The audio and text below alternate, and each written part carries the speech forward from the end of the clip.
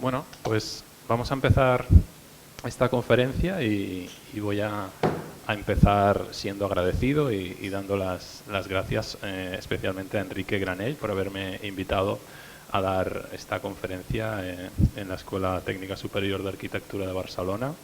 La verdad es que he visto la exposición ahí fuera sobre Enric Miralles y me ha parecido, la verdad, espectacular.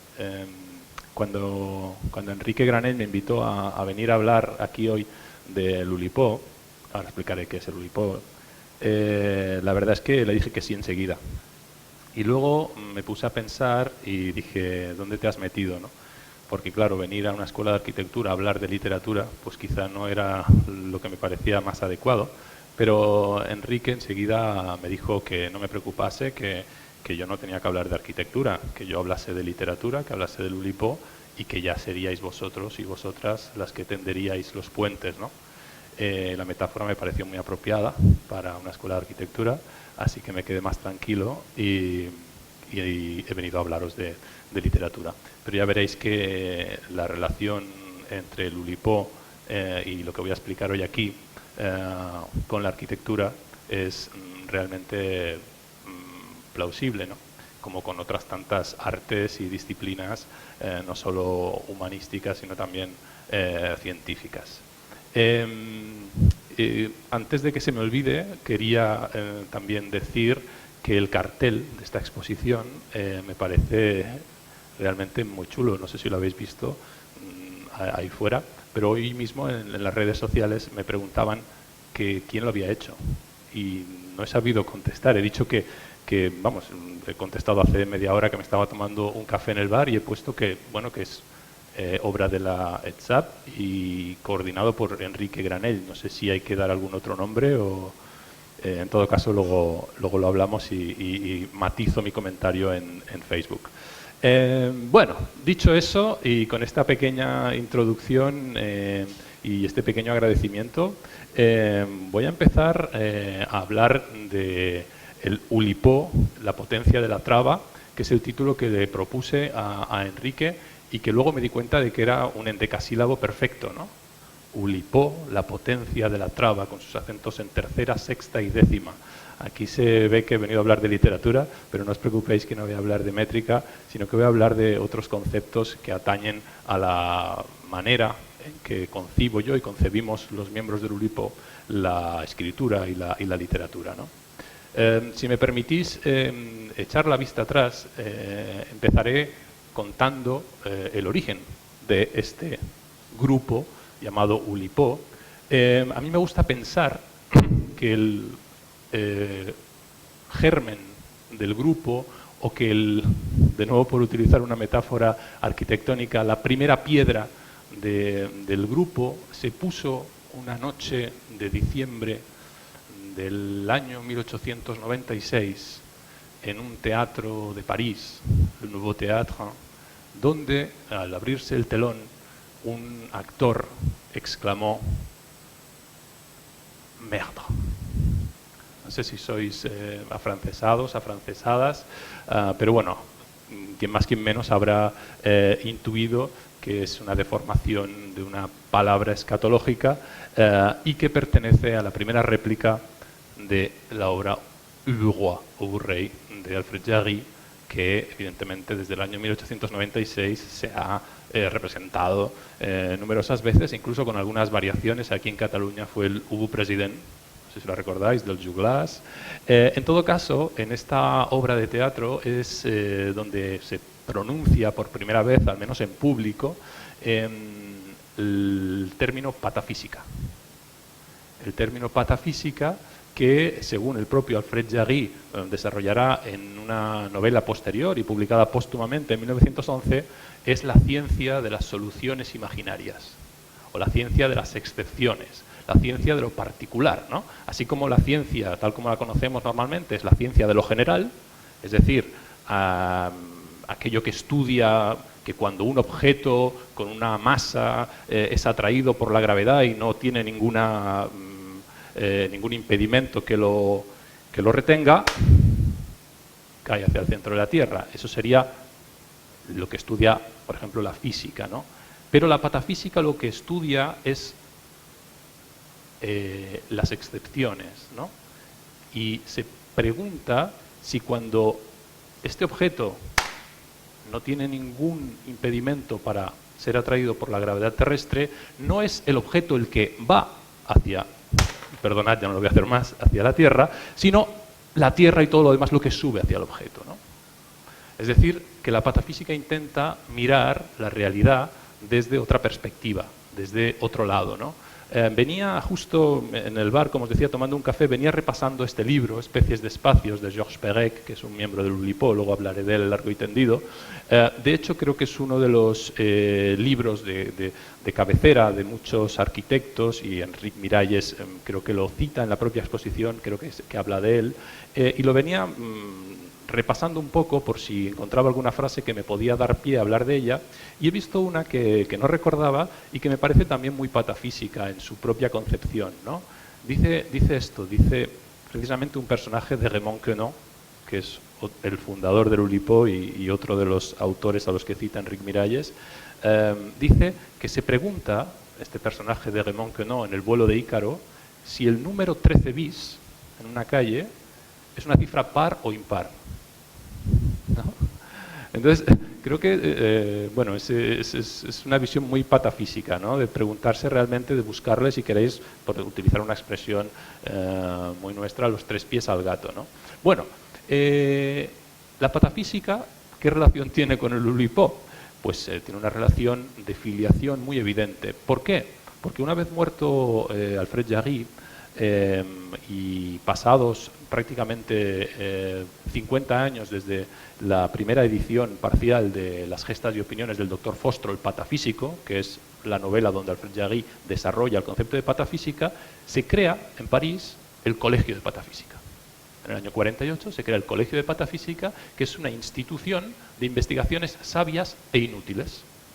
Aquí es muy importante la conjunción E. No es que sean sabias pero inútiles o sabias, no, sabias e inútiles con el mismo grado de importancia, ¿no? Y este colegio de patafísica, que supuestamente lo funda un grupo de admiradores de Jarry, y digo supuestamente porque entre nosotros, no, que esto se está grabando, ¿no? Pues no, entonces no voy a revelar que ese grupo de admiradores de Alfred Jarry quizá no fuese tan grupo como parece, y aquí lo dejo. Fundó esta institución y desde el año 48 pasaron a formar parte del Colegio de Patafísica artistas, pero también científicos de todo pelaje, desde Man Ray, ¿no?, el fotógrafo, hasta los hermanos Marx, los cineastas, Joan Miró, ¿verdad?, el pintor, la mayoría hombres, hay que decirlo. Esto está cambiando un poco y ahora, por ejemplo, el Colegio de Patafísica lo dirige una mujer, Tania Peixoto, la vicecuradora, quinta vicecuradora en la historia del colegio, y también arquitectos, ¿no? Por ejemplo, y he estado haciendo unas búsquedas estos días, lógicamente, porque sabía que venía una escuela de arquitectura, este señor, ¿alguien lo reconoce? Al de la derecha, no el de la izquierda. ¿Perdón? No. A ver, si no me han engañado, es Oscar Niemeyer. ¿Sí? Es Oscar Niemeyer, y el de la izquierda es Fernando Arrabal, que es uno de los máximos ahora exponentes del Colegio de Patafísica, otorgándole a Oscar Niemeyer la orden de la Grande Gidouille. La Grande Gidouille es la espiral dibujada en la panza del padre Ubú, ¿la veis ahí? Y que es el símbolo de la patafísica, ¿vale? Bueno, simplemente un ejemplo de arquitectos también dentro del Colegio de Patafísica. ¿Y a qué se ha dedicado el Colegio de Patafísica a lo largo de sus ahora ya 72 años de historia, 73? Pues hacer investigaciones sabias e inútiles. Y, por ejemplo, ha creado un nuevo calendario. A lo mejor habéis oído hablar del calendario patafísico. El calendario patafísico tiene 13 meses, cada uno de ellos con nombres distintos y evidentemente con sus santos, que desde ahí no leeréis, pero que se pueden encontrar en cada uno de los días que tiene el calendario, ¿no? con sus 13 meses y meses de 28 días, ¿no? No, de 30 días, perdón. A ver, 28, ¿no? Bueno, si hay algún matemático en la sala que lo calcule, pero creo que 13 por 28 da aproximadamente esos 360 y tantos días, más siempre un festivo al final. Bueno, esto es para explicar cómo la patafísica reinterpreta la realidad y propone, pues eso, un calendario nuevo, ¿no? Y llegamos a la muestra fehaciente de que la patafísica está en el origen del Oulipo, que es que en el año 60 varios miembros del Colegio de Patafísica, entre ellos Raymond Queneau y también François Le Lyonnais, deciden crear una subcomisión del Colegio de Patafísica dedicada específicamente a la literatura.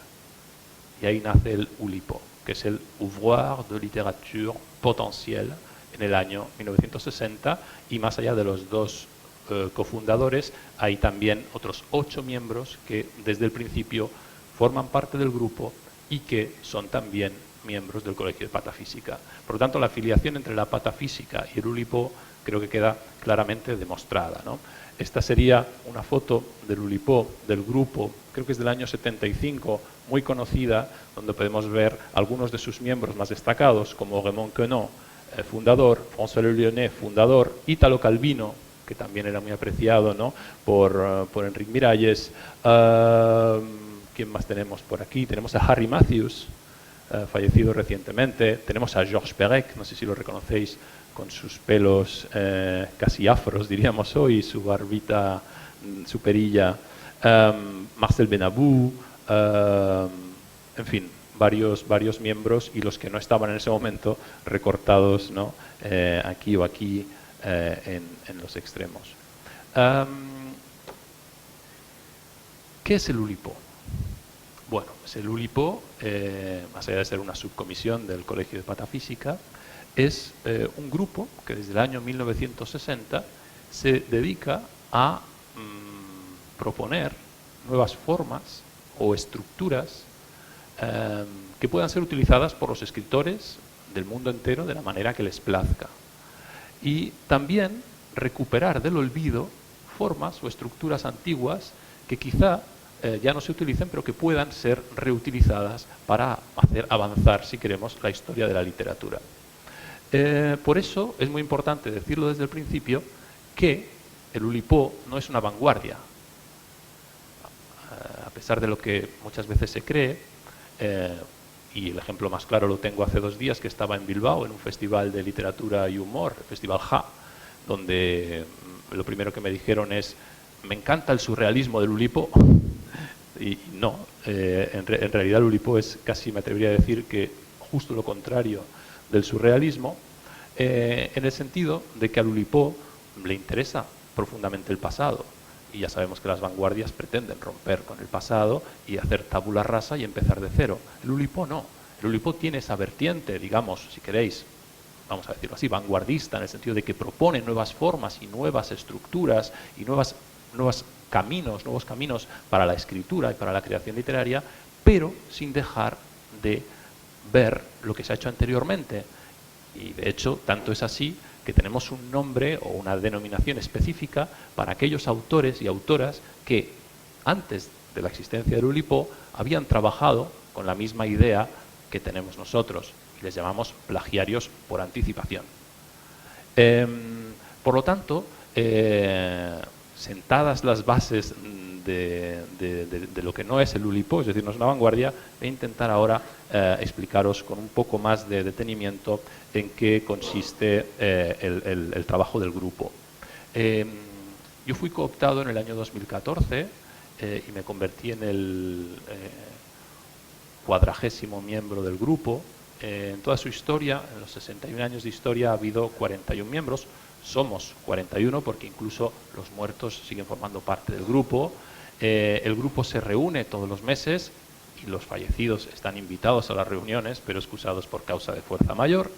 Y a lo que nos dedicamos en estas reuniones, que, insisto, las celebramos una vez al mes desde el año 60, sin que ni siquiera la pandemia haya podido acabar con ellas, aunque hayan sido convertidas a formato Zoom, nos dedicamos a trabajar sobre literatura y a proponer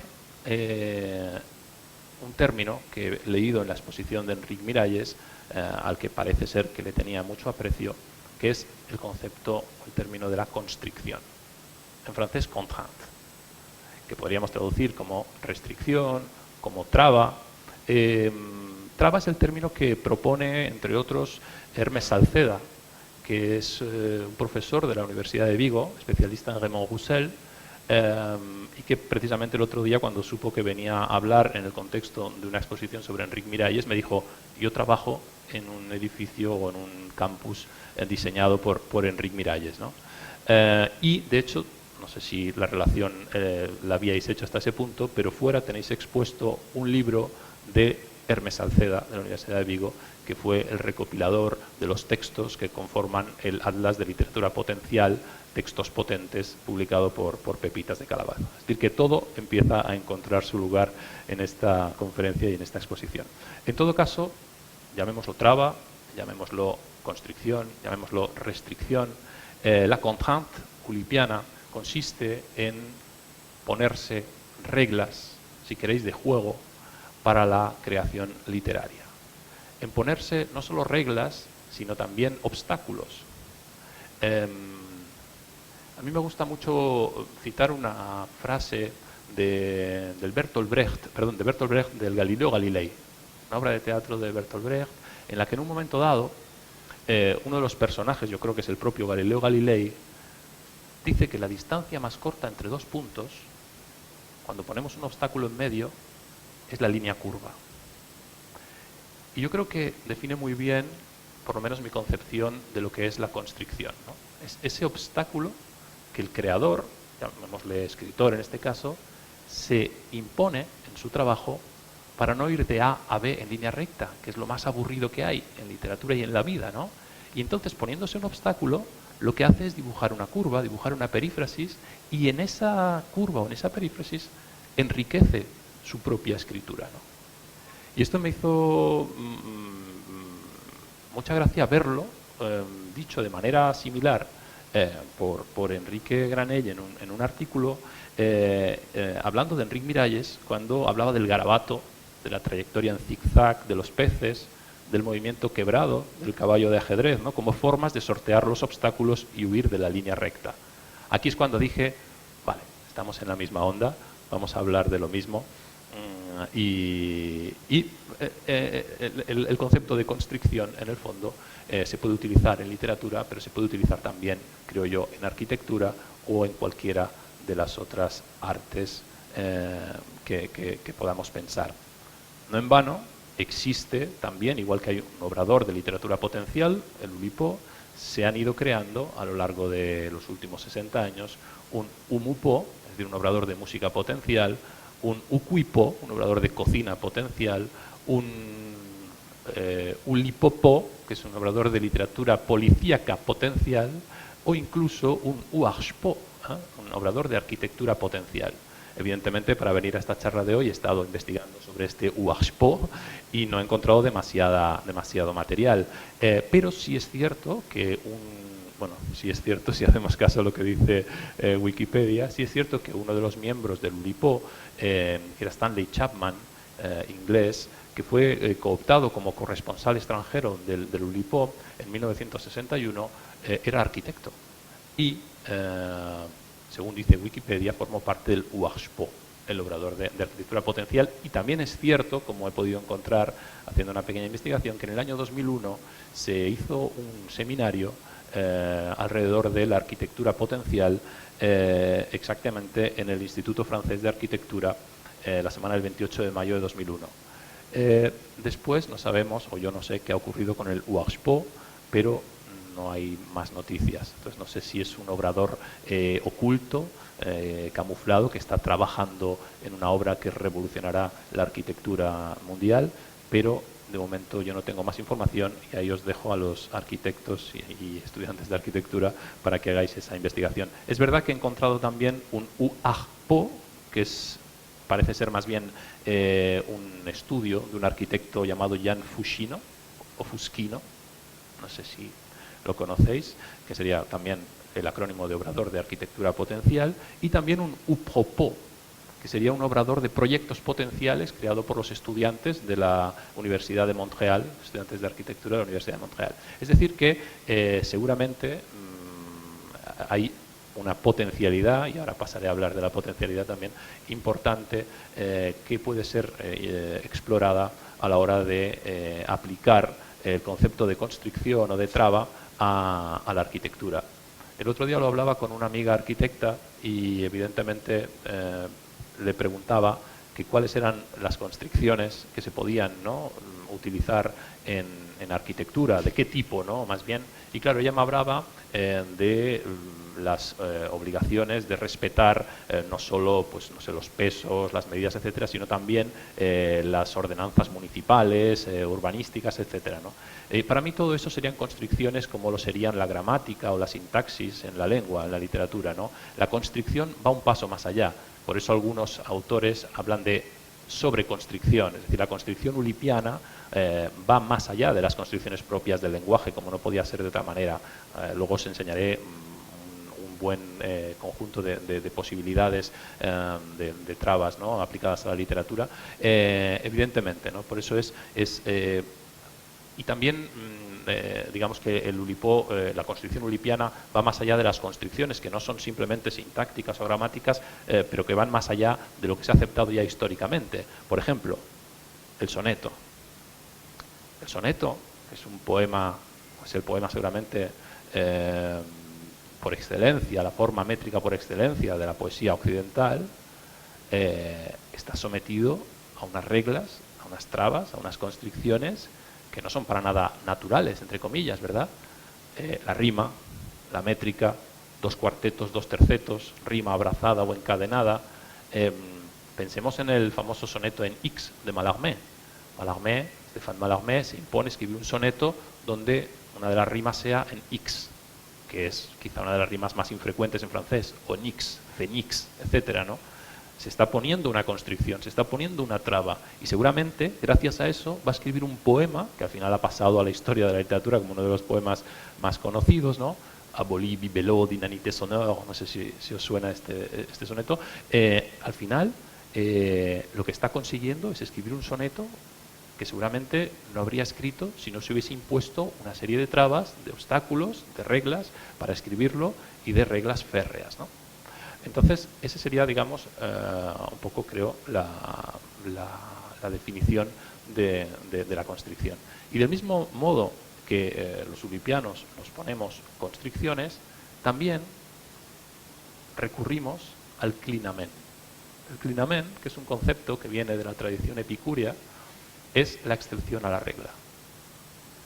Cuando el conjunto de reglas convierte la obra en algo excesivamente férreo, recurrimos al clinamen, ¿no?, al punto de fuga, que nos permite dar mayor maleabilidad a nuestra propia obra, ¿no? Y eso es algo a lo que recurre, por ejemplo, Pérec de manera casi diría sistemática, porque es muy importante tener en cuenta que el clinamen no es el recurso que utilizamos cuando no somos capaces de seguir la regla, ¿no?, sino que es una transgresión a la regla voluntaria y también evitable. ¿De acuerdo? En fin, estoy aquí poniéndome un poco teórico, y no os preocupéis que voy a enseñar muchos ejemplos de constricciones, pero antes de mostraros algunos libros de los que he traído, dejadme que haga un poco de caso al PowerPoint, que para algo lo he hecho. Tenéis el logo del Oulipo, que se hizo al principio de fundarse el grupo. Como podéis ver, están ahí todas las letras, ¿no?, de Oulipo, la O, la L, en fin, todas ellas. Esa estética es muy patafísica todavía. El Oulipo al principio estaba muy anclado a su herencia patafísica. Eso es algo que se ha ido perdiendo con los años, y ahora mismo no todos los oulipianos son patafísicos, como ocurría al principio, pero en los años 60 aún era así, ¿no? Y, por ejemplo, del mismo modo que el Colegio de Patafísica creó un calendario nuevo, el Oulipo crea un alfabeto nuevo, ¿no? ¿Por qué mantener ese alfabeto de siempre, A, B, C, D? Es el alfabeto Purki, Y el orden de las letras es el orden en el que aparecen en el testamento del doctor Sandomir, que fue el primer vicecurador del Colegio de Patafísica, ¿no? Y esto es un poco todavía los albores de la existencia del grupo, ¿no? Si me permitís hacer un poco un repaso de lo que sería una improbable estética ulipiana, empezaríamos hablando de esa convergencia entre literatura y matemáticas. ¿Por qué? Porque desde el origen el Oulipo se plantea su trabajo como algo que va más allá de la literatura, en el sentido de que recurre a herramientas que no son propias del campo eminentemente o estrictamente lingüístico, sino que recurre a las matemáticas, o recurre no sé, a la topografía, o recurre a otros campos del saber para crear sus constricciones y sus obras literarias, ¿no? Teniendo en cuenta claramente que literatura y ciencia, o arte y ciencia, van de la mano, ¿no? Como en la mejor tradición humanista. La búsqueda de la potencialidad que se encuentra dentro del propio nombre del Oulipo. Oulipo, os lo recuerdo, obrador de literatura potencial. Obrador es muy claro, porque es un grupo de gente que se dedica a obrar, ¿no? Y concebido de una manera casi artesana, ¿no? Un lugar casi, ¿no? El obrador, casi una fábrica donde se trabaja con la literatura. Oulipo, li de literatura, eso es evidente, y po de potencialidad. ¿Por qué es tan importante para nosotros el concepto de potencialidad? Porque en realidad el Oulipo no se dedica a crear obras literarias.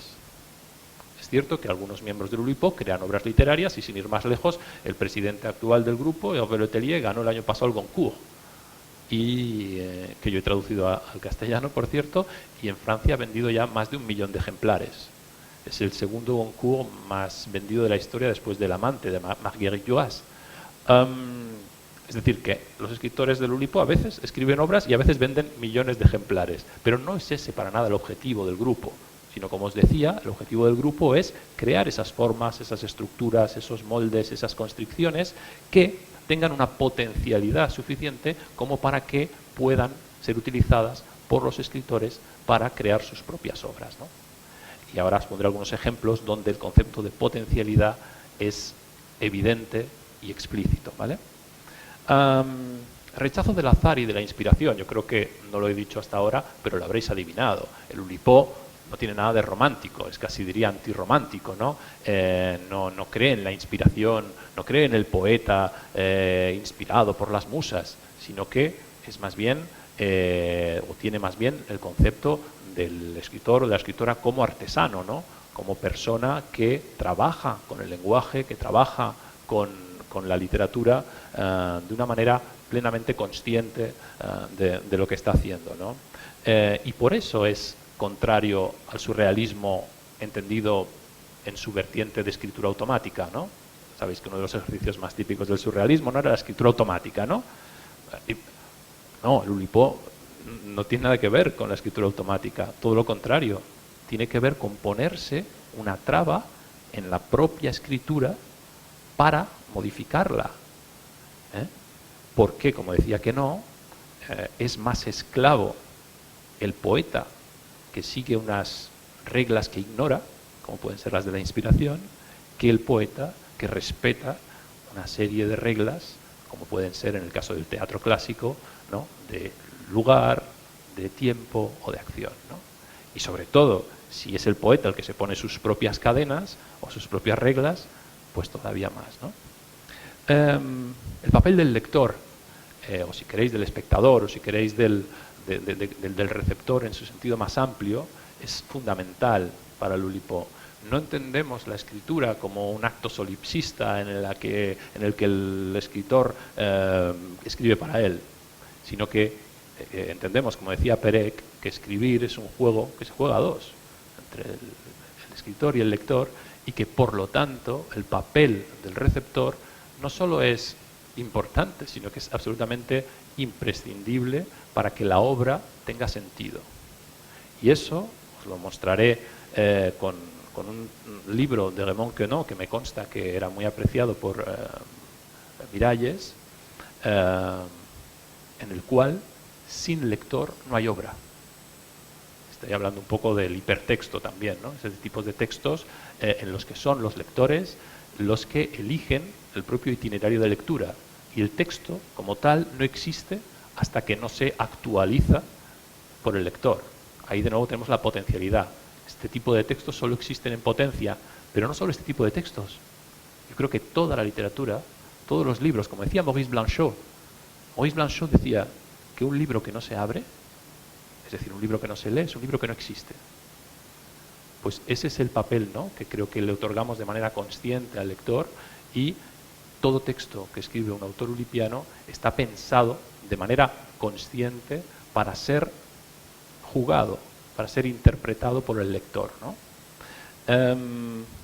El carácter lúdico, ahora me estoy poniendo un poco serio, pero en el fondo no se puede entender el trabajo ulipiano si no se entiende también que para nosotros la literatura es un juego muy serio, como decía que no, pero un juego al fin y al cabo. Y quien dice la literatura dice el arte en general, ¿no?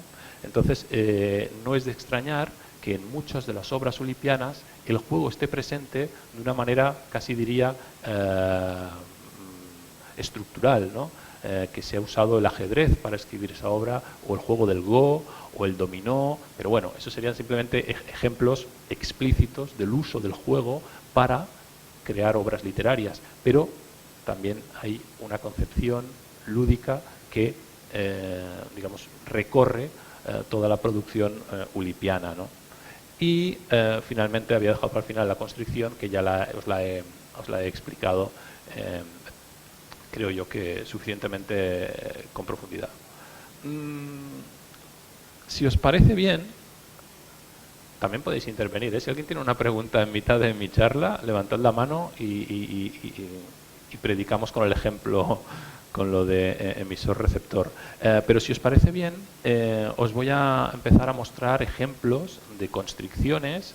Voy a empezar por algunas constricciones clásicas para ratificarme en lo que decía al principio, es decir, en el hecho de que al Oulipo le interesa también echar la vista atrás, y luego voy a poner algunos ejemplos de obras ulipianas donde la constricción es muy evidente.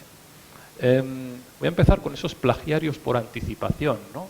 Y voy a empezar con una de las constricciones quizá más conocidas gracias precisamente a Georges Perec, pero que encontrábamos ya en la antigüedad, tanto en la antigüedad clásica como, por no ir tan atrás, el siglo de oro español. Alcalá y Herrera era un escritor del siglo XVII que escribió, por ejemplo, sus varios efectos de amor, y escribió 5 novelas cortas lipogramáticas. El lipograma, algunos ya lo sabéis, es la escritura, ¿no?, con ese prefijo lipo y grama, es la escritura que se prohíbe la utilización de una determinada letra o de determinadas letras, ¿no? En este caso, lo que hizo Alcalá y Herrera fue escribir una novela sin la letra A, otra sin la letra E, otra sin la letra I, otra sin la O, otra sin la U. Eso es una constricción claramente restrictiva. Y a lo mejor, ¿no?, el poeta romántico se llevará las manos a la cabeza porque dirá, hombre, ¿cómo voy yo a prescindir de la letra A? Eso está coartando mi imaginación y mi creatividad. Bueno, Alcalá y Herrera en el siglo XVII o el Oulipo en el siglo XX-XXI cree todo lo contrario, que es gracias a la ausencia de esa letra que podemos escribir un texto que jamás habríamos escrito si pudiésemos haber utilizado todo lo que nos hubiese pasado por la cabeza, ¿no? Pues bien, igual que Alcalá y Herrera escribe 5 novelas lipogramáticas, Georges Perec, miembro del Oulipo, escribió La disparición sin la letra A, que fue traducida al castellano como el secuestro, perdón, La disparición sin la letra E, el secuestro sin la letra A, entendiendo los traductores, uno de los cuales era, y vuelvo a rizar la cosa, era Hermes Salceda, de la Universidad de Vigo, consideraron que lo que había que hacer en esta traducción, y podríamos estar hablando sobre traducción de constricción durante mucho tiempo, era respetar la regla que se había impuesto el autor, es decir, prescindir de la letra más frecuente en su idioma.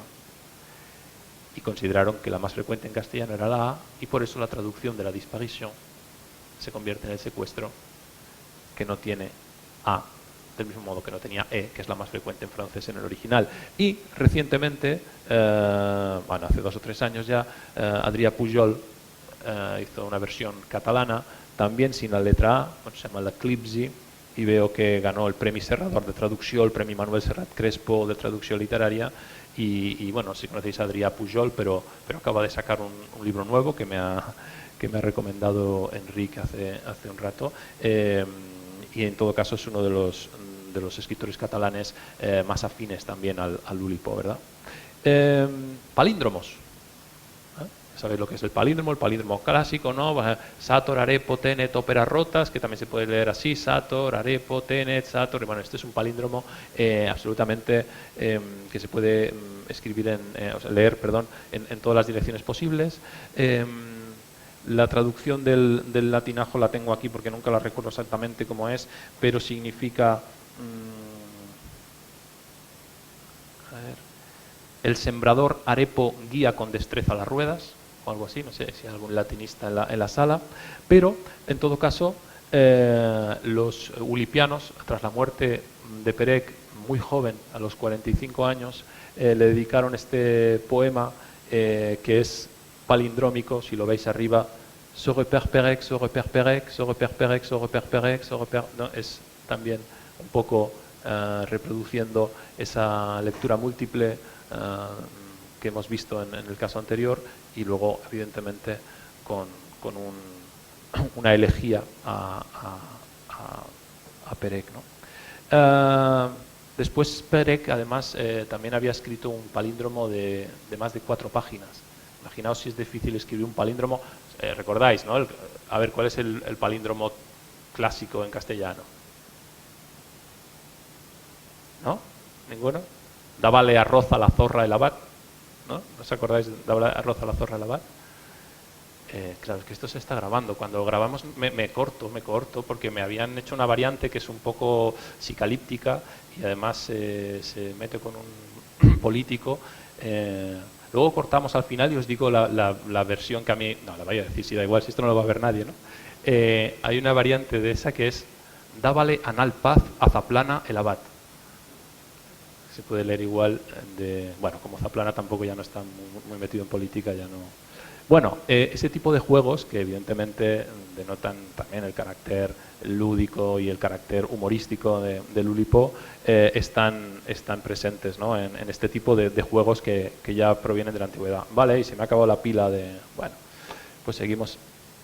A ver, perdonad, ¿eh?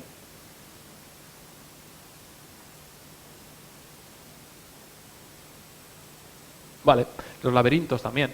Los laberintos son textos de lectura múltiple que se pueden encontrar también en el Siglo de Oro. El Siglo de Oro español fue un siglo riquísimo en juegos literarios, que a veces eran considerados como meros divertimentos, pero que en el fondo han dejado un pozo que después, por ejemplo, el Ulipo ha heredado de manera plenamente consciente, ¿no? Los laberintos, como se les llamaba entonces, eran este tipo de textos que hoy llamaríamos hipertextos de lectura múltiple, que pueden ser leídos, como en este caso, primero, digamos, los medios versos que hay a la izquierda, o se puede leer también a derecha, o se pueden leer combinando, y quedarían 3 posibilidades de lectura. Hipertexto muy elemental, pero que ya se utilizaba en el siglo de Oro español, ¿no? He traído otros ejemplos, que no voy a entretenerme con ellos, pero simplemente son muestras de que esta concepción potencial ulipiana de la literatura estaba presente claramente en siglos anteriores, ¿no? Lo que pasa es que el Ulipo siempre intenta proponer nuevas formas e ir más allá. Y partiendo de esta idea del laberinto o de la lectura múltiple, Louis Quétienne inventó la cinta de Moebius, que es un poema en cinta de Moebius, que es un poema escrito en una... ¿Sabéis cómo es la cinta de Moebius, ¿no? En una escuela de arquitectura, de esto supongo que recordad esa imagen de Escher, de las hormigas, ¿verdad? Y es decir, es esa cinta de doble cara en la que en el fondo siempre se pasa por la misma cara, ¿no? Bueno, pues esto se utiliza y de nuevo vemos aquí como un concepto que podría ser, no sé, no sé si llamarlo arquitectural, pero en todo caso no estrictamente lingüístico o literario, como es esa forma de la cinta de Moebius, es utilizada por los ulipianos para escribir un poema de lectura múltiple. Y si dejamos un poco ya en la historia y los anagramas y los monovocalismos, que serían otras construcciones puramente lingüísticas, podemos pasar ya a hablar de las obras puramente ulipianas, ¿no? Y las construcciones propuestas por los miembros del Ulipo. Y ahí vamos a dar a este texto, no diría fundacional porque es anterior a la fundación del Ulipo, creo que es del año 47, que son los ejercicios de estilo de Raymond Queneau, que el propio Enric Miralles utilizó para una de sus asignaturas optativas, cuando era profesor aquí, si no he entendido mal viendo la exposición. ¿En qué consiste los ejercicios de estilo de Raymond Queneau? Pues consiste en una misma historia banal, explicada de 99 maneras distintas a través de 99 constricciones distintas, constricciones que son la su mayoría de tipo lingüístico o literario, pero no solo. Esto se ha adaptado luego, por ejemplo, por un miembro del UBAPO, que es el obrador de cómic potencial, de bande dessinée potentiel, al cómic, ¿no? Y este autor, que es Matt Madden, explicó una historia también banal, no la misma, sino otra, de 99 formas o con 99 estilos distintos, pues manga, tira cómica, claro, empezamos a decir así y bueno, unas cuantas nos salen, ¿no? 10, 20, pero llegar a 99 también supone un esfuerzo que creo que es donde empieza a estar la gracia, ¿no? Es decir, a partir de las 50 versiones tienes que hacer ya realmente un esfuerzo grande para llevar tu escritura hacia un lugar inesperado, imprevisto. Por eso 99 es importante, que sean 99 los ejercicios de estilo, porque hacer 3 ejercicios de estilo tampoco tendría demasiado sentido, ¿no? Vale, iba a contar una cosa, pero no quiero alargarme demasiado. Entonces, pasamos a ver el libro del que antes estaba haciendo alguna mención. Y este sí es el libro fundacional del Ulipo, porque es el primer libro que se publica tras la creación del Obrador de Literatura Potencial, que son los 100.000 milliards de poèmes, los 100 billones con B de poemas de Raymond Queneau, al que también hace referencia Enric Miralles y que se menciona en la exposición, ¿no? Tenéis ahí esa imagen, también tengo otra donde quizás se entienda mejor, pero ya que he traído el libro lo voy a mostrar, ¿no? Es este objeto, porque no deja de ser un libro objeto, que está constituido de 10 láminas, en las que en cada lámina hay un soneto, pero cuyos versos están todos ellos cortados, ¿no? en láminas. De manera que, como todos los primeros versos tienen la misma rima, todos los segundos tienen la misma rima, todos los terceros también, y además están concebidos sintácticamente de tal manera que puedan combinarse entre sí, pues al final podemos coger el primer verso del cuarto poema, el segundo verso del 10º, etcétera, ¿no? Y si lo queremos de manera aleatoria, que no azarosa, aunque no voy a entrar a determinar la diferencia entre lo azaroso y lo aleatorio, podemos hacer, ¿y dónde está aquí? A ver. Bueno, aquí, no, a ver, hay una... Bueno, ahora no la encuentro, pero en realidad se puede hacer de cualquier otra manera, cogiendo un papel, metiéndolo por aquí, ¡pum! Y el soneto que obtendremos será uno de los 100 billones de sonetos posibles que permite leer este libro, ¿no? Claro, 100 billones de sonetos es una barbaridad. Si pensamos que podemos leer un soneto, no sé, en un minuto, para leer los 100 billones de sonetos distintos que permite este libro, estaríamos leyendo una eternidad, ¿no? De hecho, el cálculo lo hace en el prólogo François Le Lyonnais, cofundador del Ulipo, y ahora no recuerdo exactamente, sí, casi 200 millones de años de lectura ininterrumpida. Es decir, si cogiésemos este libro y lo quisiésemos leer evidentemente no de manera simultánea, sino de manera consecutiva, cada uno de los 100 billones de poemas, y tardamos un minuto en leer cada soneto, estaríamos 200 millones de años. Eso quiere decir, evidentemente, no solo que Raymond Queneau no pudo leer todos sus sonetos, sino que ni siquiera la humanidad entera habría podido leerlos todos, pasando de padres a hijos, de madres a hijas, leyendo las 24 horas del día, los 365 días del año, ¿no? Evidentemente eso que se publicó en el año 61 supuso un puñetazo en el estómago, casi diría que del mismo calibre que el Merdre de Jarry en el año 1896, para la crítica literaria. Y no es de extrañar que surgiese en un momento en que la crítica postestructuralista estaba en boga también, ¿no? Con Barthes, con Foucault, etcétera, ¿no? ¿Por qué? Porque ¿cómo va un crítico a interpretar un libro que no ha podido leer? Bueno, sabemos que eso ocurre muy a menudo, pero en todo caso, aquí no solo es el crítico el que no lo había podido leer, sino que ni el propio autor había podido leer toda su obra, ¿no? Yo hablé de esto en una conferencia, en un seminario en Granada una vez, y un profesor me dijo, pero el problema de este libro de que no es que los sonetos son muy malos. Y yo le dije, ¿cómo lo sabes? Los has leído todos, ¿no? Y a lo mejor hay alguno que es muy bueno, ¿no? Y me tuvo que dar la razón, no podía ser de otro modo. Bueno, en todo caso, este libro me parece que explota de manera literal la potencialidad de la que hace gala L'Oulipo. Es decir, que es un libro matemáticamente potencial. De hecho, son 100 billones porque son 10 sonetos de 14 versos cada uno, 10 elevado a la 14. Es decir, que es una hipertextualidad potencial de manera explícita y clarísima, ¿no? No sé, todo esto yo me iba planteando cómo se podría aplicar esto a la arquitectura, pero ya he dicho al empezar esta charla que eso os lo dejo para vosotros y vosotras. Pero en todo caso, creo que esa noción de potencialidad seguro que es aplicable a la arquitectura también, ¿no? Bueno, esta es una de las constricciones más antiguas dentro del Oulipo, porque se propuso en una de las primeras reuniones del grupo. Es el S+7 de Jean Lescure. No sé esto de nuevo cómo se podría aplicar a otros campos del saber o de las ciencias humanas, pero en todo caso consiste en literatura en reescribir un texto sustituyendo todos los sustantivos, y por eso S, por el séptimo sustantivo que aparece a continuación en un diccionario dado. Si podemos coger el diccionario de la RAE, pero también podemos coger un diccionario de micología y buscar los sustantivos. Si no aparecen en el diccionario no pasa nada, buscamos el lugar donde debería estar la palabra y contamos 7 sustantivos después, ¿no? Y entonces los sustituimos.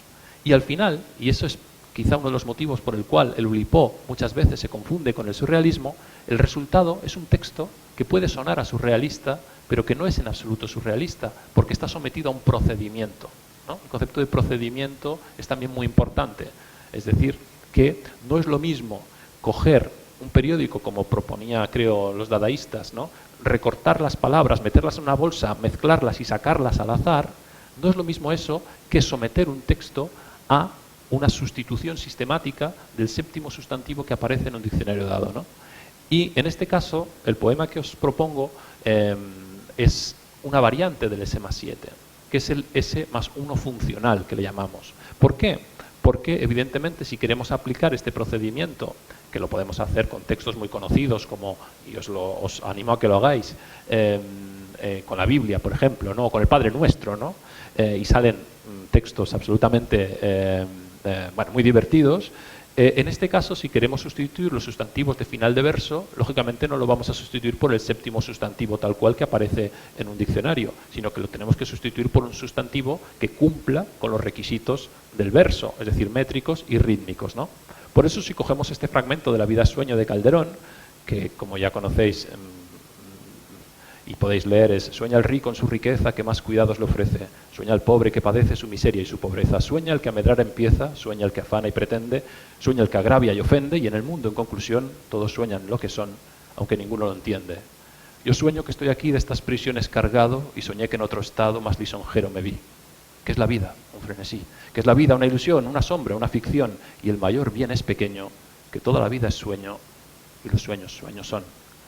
Si sustituimos los sustantivos por el primer sustantivo funcional que aparece en un diccionario, es decir, que respete la métrica y la rima eventualmente, y esto lo hice con el diccionario de la Real Academia, nos quedaría así, ¿no?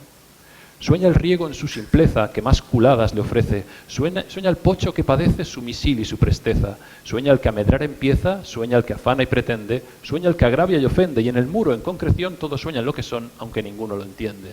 Yo sueño que estoy aquí de estas proboscis cargado, y soñé que en otro estrado más lisonjero me vi. ¿Qué es el vidrio? Un fulaní.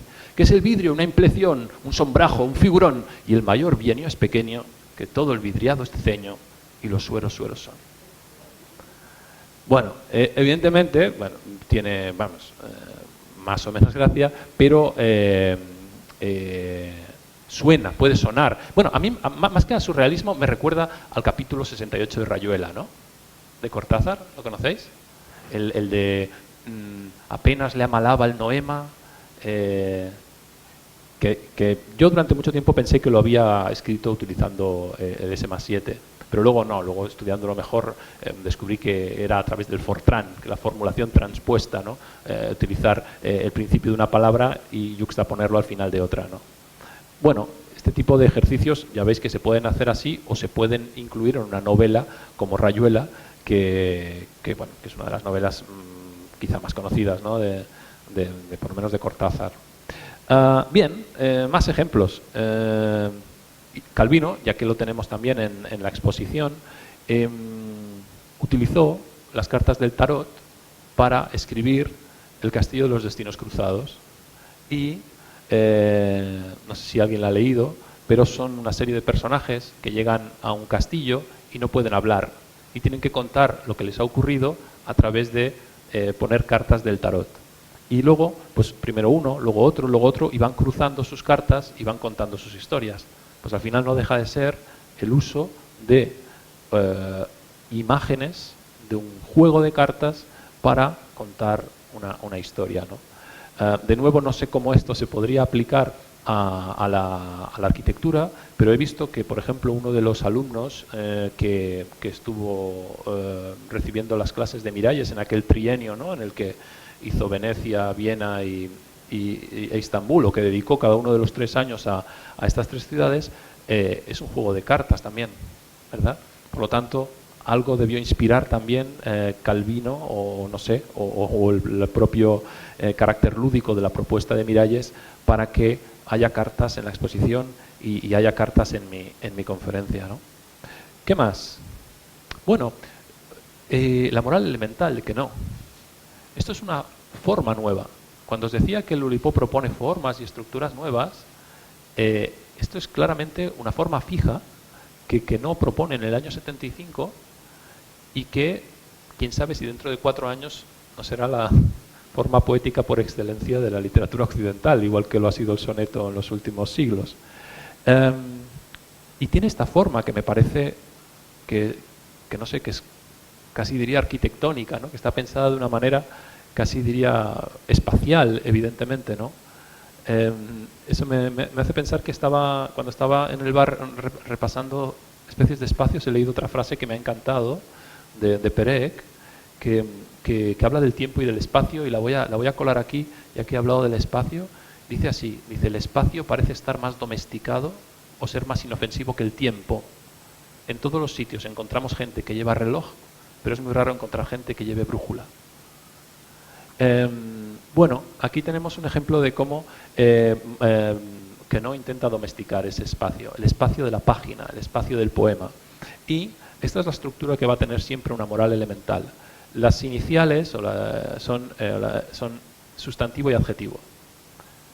Todo poema elemental, toda moral elemental, se constituye de 3 estrofas de sustantivo adjetivo más sustantivo adjetivo más sustantivo adjetivo más sustantivo adjetivo, 7 versos de un máximo de 5 sílabas, creo que es, y una última estrofa de sustantivo adjetivo, sustantivo adjetivo, sustantivo adjetivo, sustantivo adjetivo, ¿no?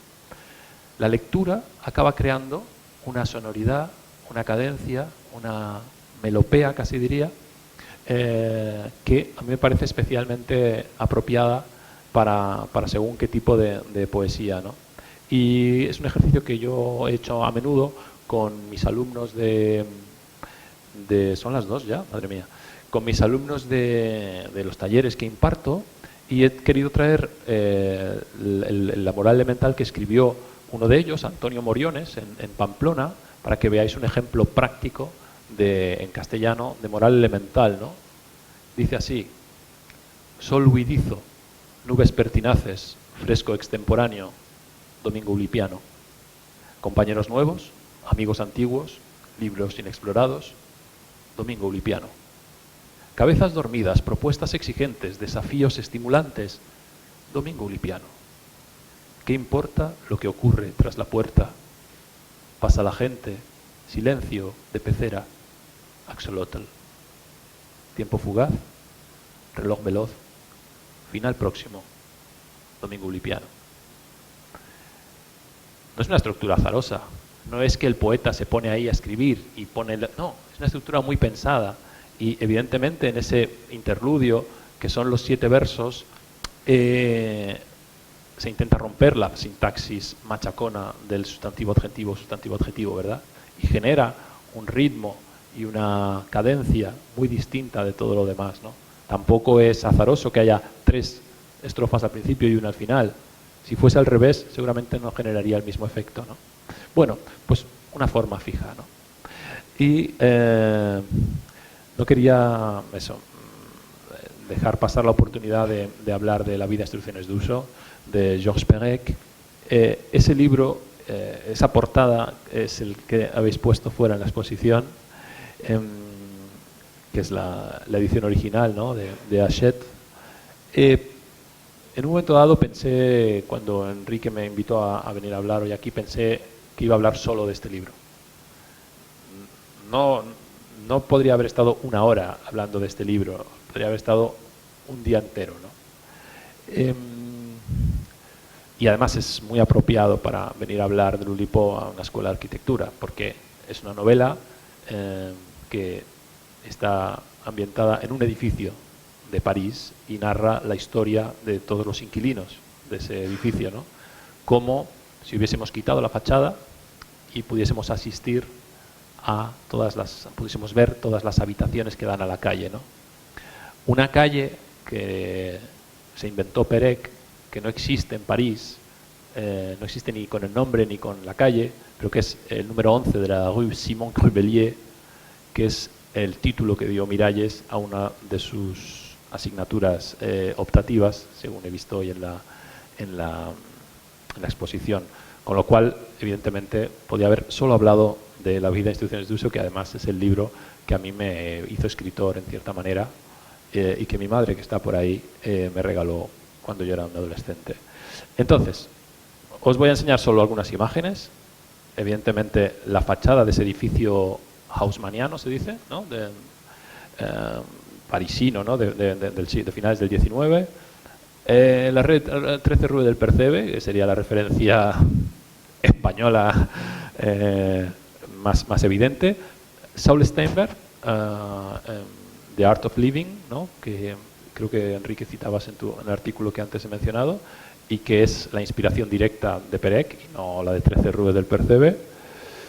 De la mano de Perec, el propio plano del inmueble, con sus... Lástima que no me funciona ahora ya ah, sí, todavía me funciona. Bueno, pues tenemos ahí abajo, ¿no?, les caves, que dicen los franceses, ¿no?, los sótanos, tenemos las escaleras, tenemos la chambre de bonne, ¿no?, sí, las habitaciones de las criadas en su época. Algunas habitaciones son más grandes, algunas más pequeñas, algunas más alargadas.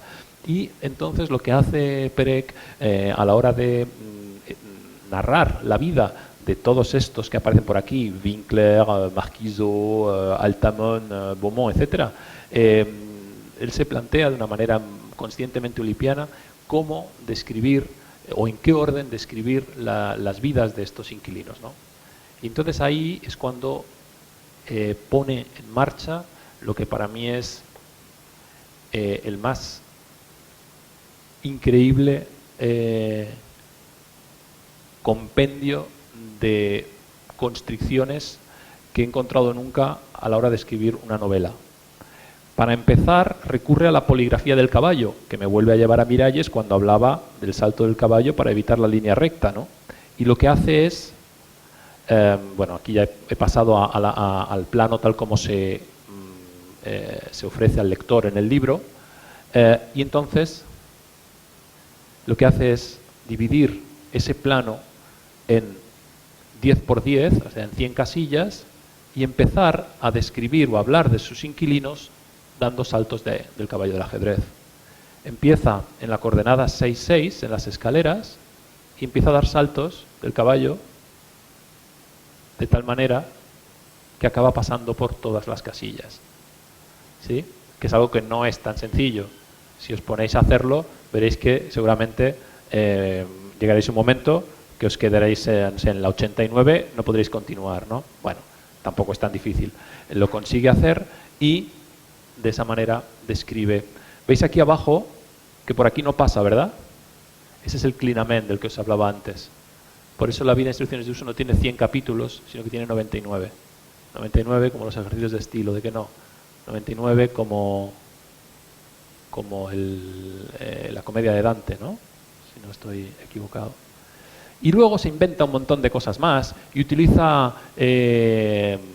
nociones matemáticas como esto, que es lo que él llamó un bicuadrado latino ortogonal de orden 10, que luego los matemáticos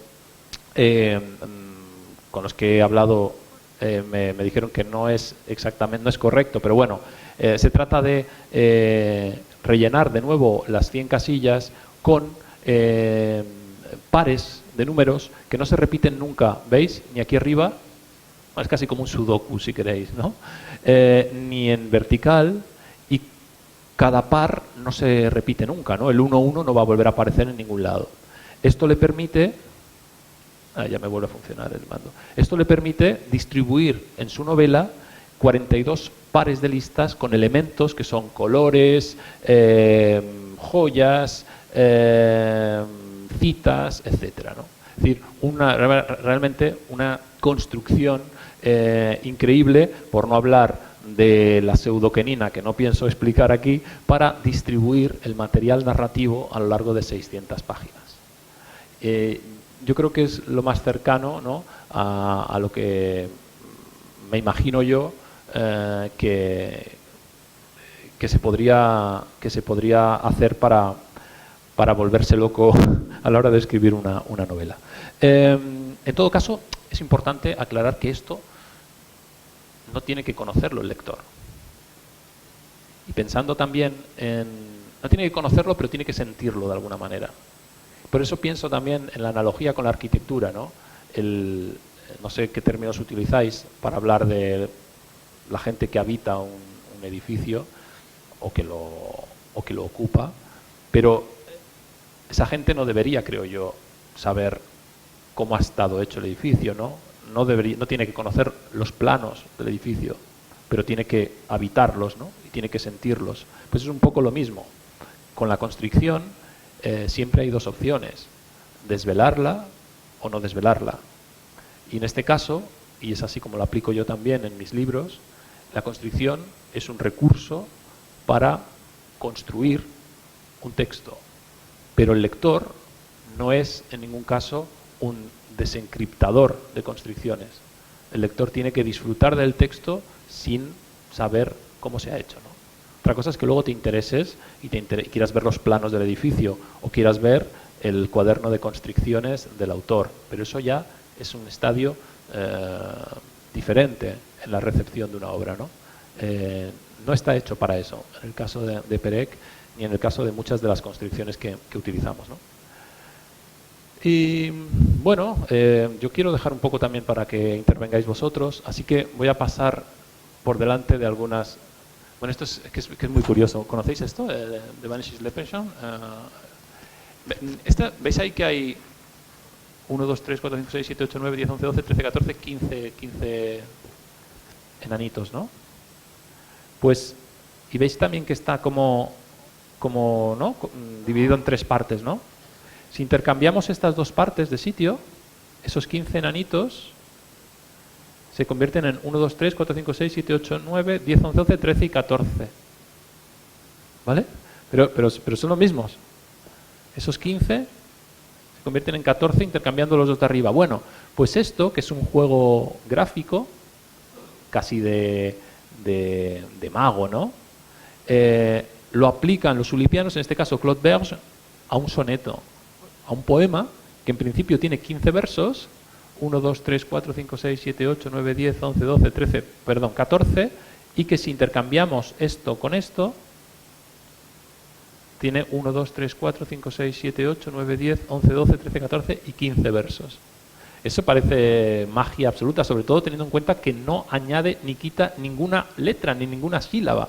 ¿Cómo puede ser que la poesía, en el caso que es absolutamente métrica, intercambiando dos fragmentos, sin añadir ni quitar nada, pasemos de 14 a 15 versos? Es que es increíble, ¿no? También podríamos estar aquí toda la hora analizando y evidentemente aquí, en el caso del texto, del poema, está utilizando todos los recursos propios del poeta, como pueden ser las sinalefas, las diéresis, etcétera, para evidentemente agrupar las sílabas de una manera o de otra, ¿no?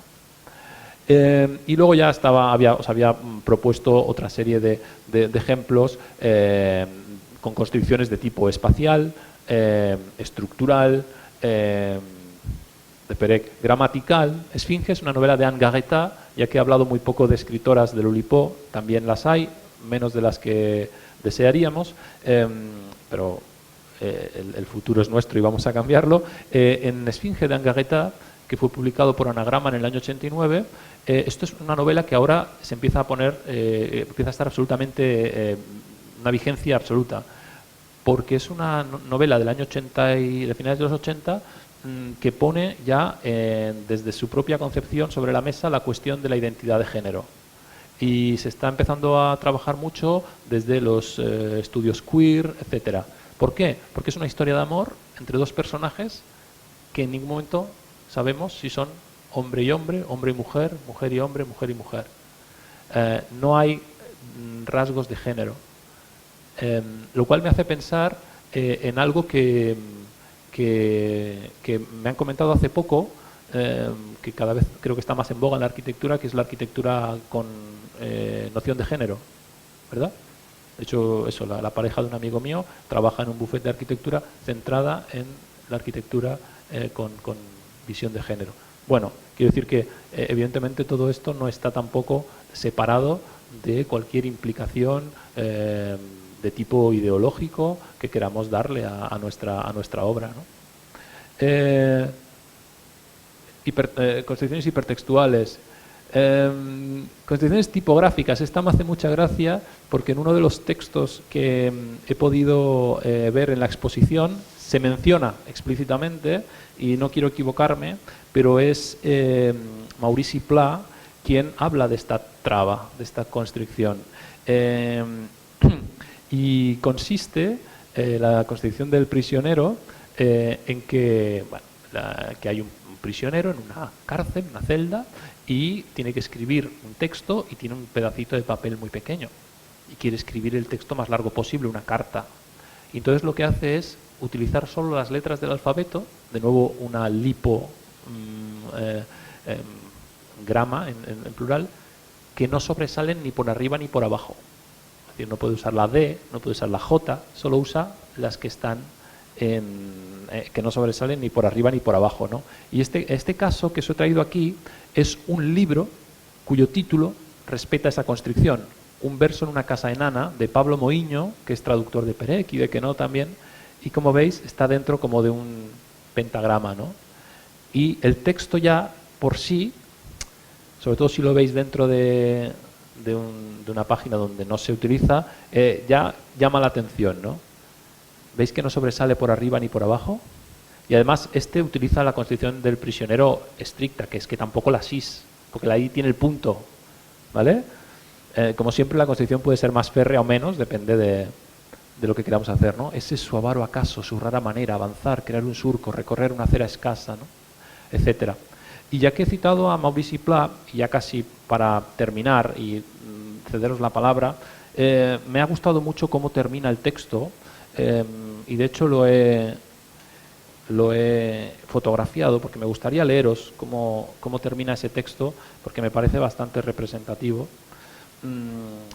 Dice así, hablando justo después de hablar de esta traba del prisionero, si me permitís citar vuestra propia exposición, dice: a través de este ejemplo, la constricción ulipiana se convierte en una metáfora de la vida, en un ejercicio disciplinar y en un activador de potencialidades. Sería tal vez el mejor regalo que Raymond Queneau podría haberle hecho a Enrique Miralles desde su amistosa invisibilidad. Por su parte, Enrique lo hubiese agradecido enormemente, puesto que durante toda su vida estuvo acostumbrado a convertir las dificultades en magníficas catapultas. Parece que describe exactamente lo que sería un poco el resumen de esta charla, ¿no?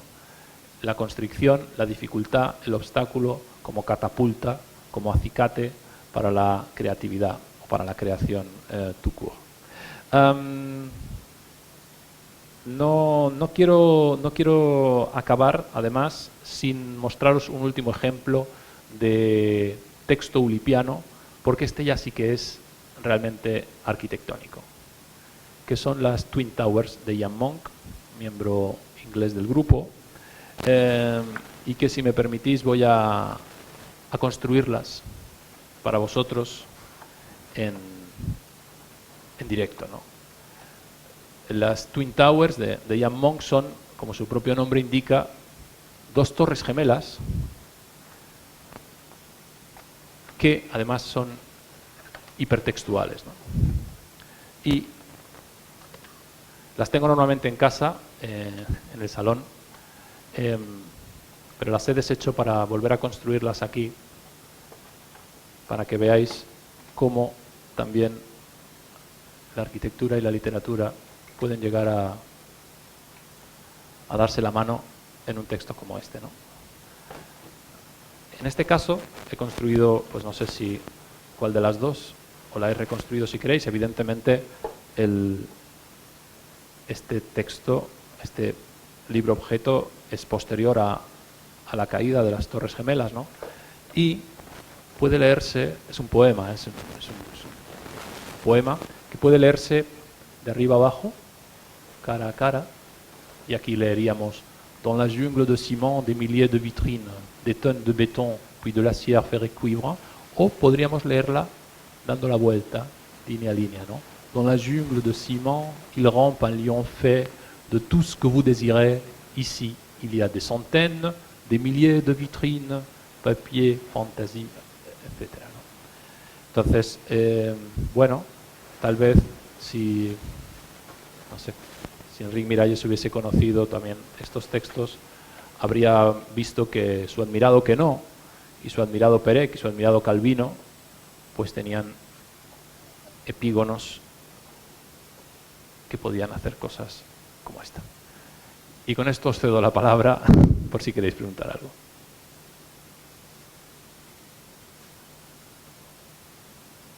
Y si no, hablo de mis libros, que como umbral también sé hablar de mis libros. De hecho, había traído, hay más, esto no se acaba nunca, había traído uno de mis libros para hablar de ello, que además lo he dedicado antes a Janet. Sí, por allí detrás.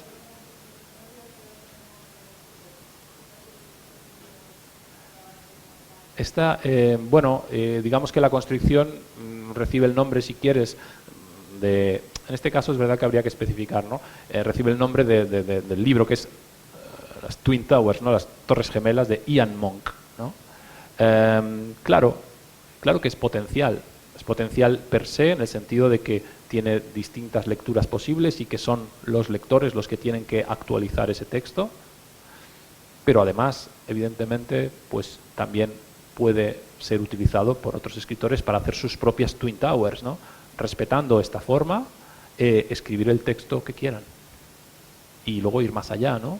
También a lo mejor se pueden construir otros textos de otros edificios. No sé cómo lo haríamos ahora que vengo de Bilbao con el Guggenheim, pero seguro que se podría hacer alguna cosa.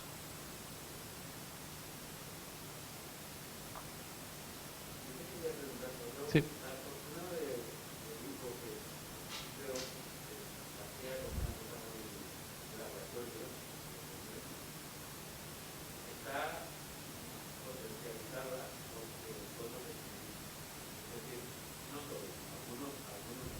pero quiero decir que qué sería del Tulipo si no se repite el estilo sin el de mañana o sin... Es decir, ¿qué hubiera pasado si un grupo se hubiera mantenido en la famosa casa o en el sentido de la vida?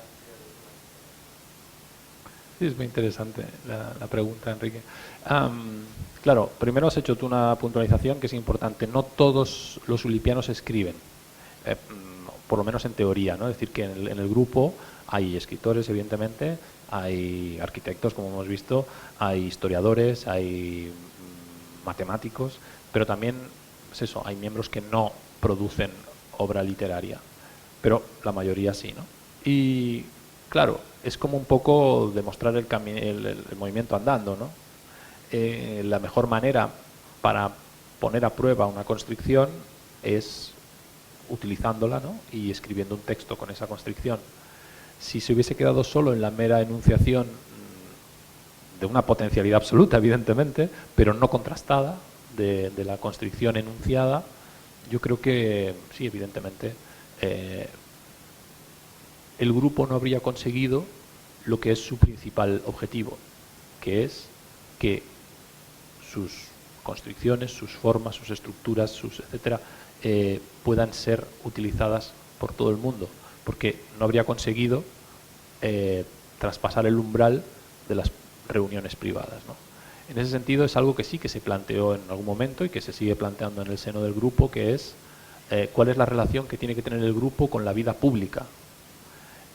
Y los talleres que damos, las conferencias que damos, las reuniones públicas que se hacen en la Biblioteca Nacional también todos los meses, excepto los meses de verano, no dejan de ser una consecuencia directa de esa voluntad, si queréis llamarla proselitista, de compartir con todo el mundo nuestras humildes investigaciones, ¿no? Entonces, si nos hubiésemos limitado a simplemente, pues eso, cada mes vamos a la Biblioteca Nacional y decimos, mira, una nueva constricción, ¡hala! Ahí la dejo, probadla. Yo creo que no habría tenido, evidentemente, la misma repercusión. No sé si detrás de eso también estaba tus referencias también al papel del Oulipo histórico, ¿no? Los que no, Pérec, Calvino, que evidentemente fueron figuras de primer nivel mundial y que durante mucho tiempo se ha reprochado a los miembros actuales del Oulipo, por decirlo así, de no estar a la altura de sus predecesores, ¿no? Pero bueno, quizá el último Goncourt de Letellier ha vuelto a sacar a la palestra al Oulipo y por lo menos viene a demostrar que en el fondo pues tampoco somos unos bichos tan raros, ¿no? Que hasta podemos ganar el Goncourt. Entonces, bueno, eso no sé si será bueno o malo a la larga para el grupo, pero ya se verá. No sé si he respondido a tu pregunta.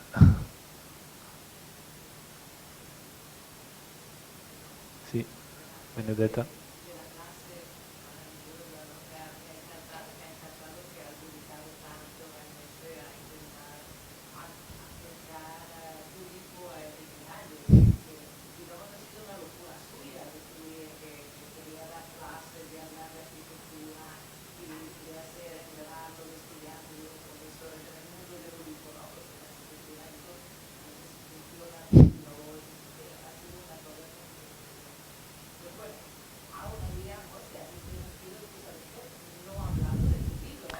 Pero lo he dejado ahí al final, ¿no? Que es...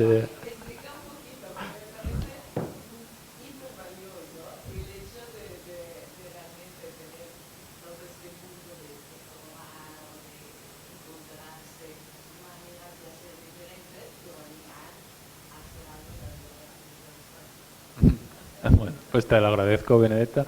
Pero bueno, si quieres comentar algo más, también puedes subir aquí y comentar.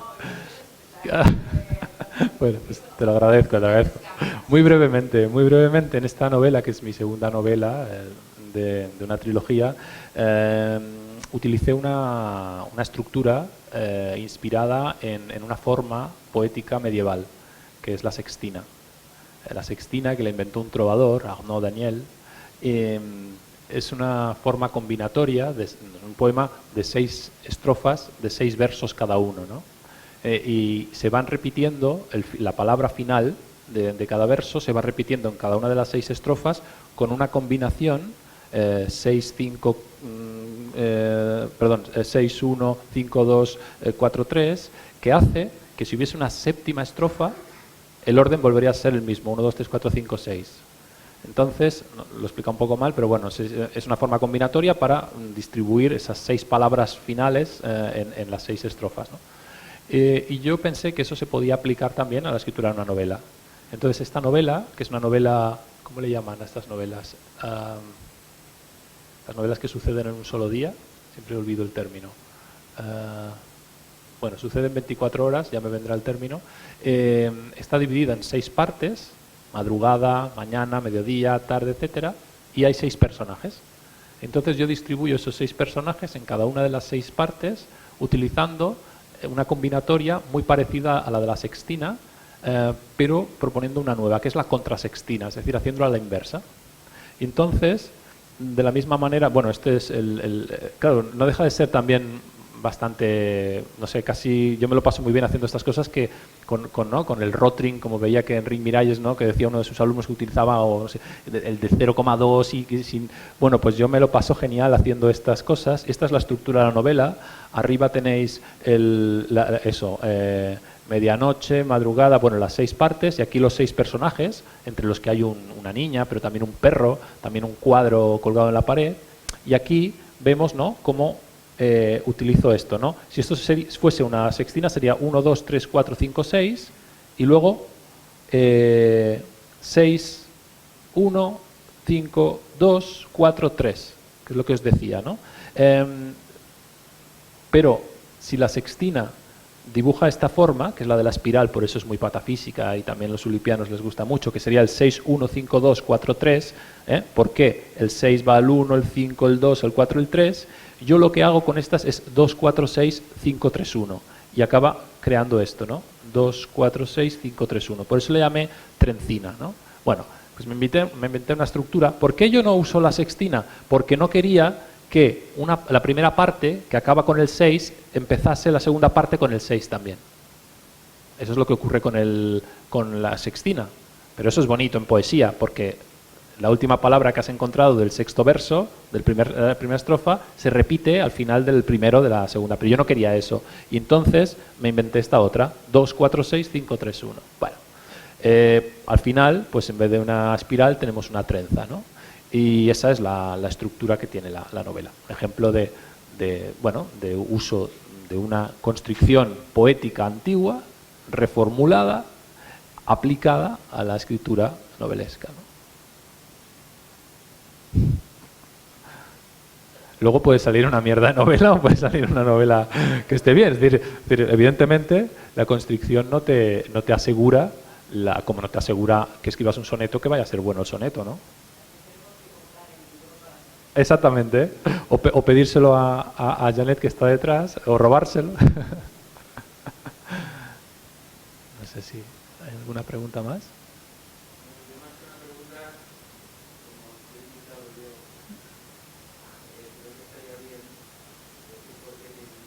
Muy bien.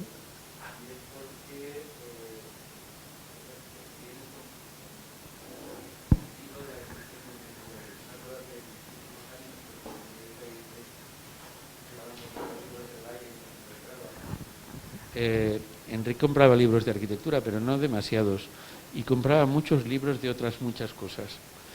Y la capacidad que él tenía es de ejercitar un ejercicio de permeabilidad y permitirse utilizar mecanismos que había descubierto en otras disciplinas, en otros mecanismos creativos para su propia arquitectura.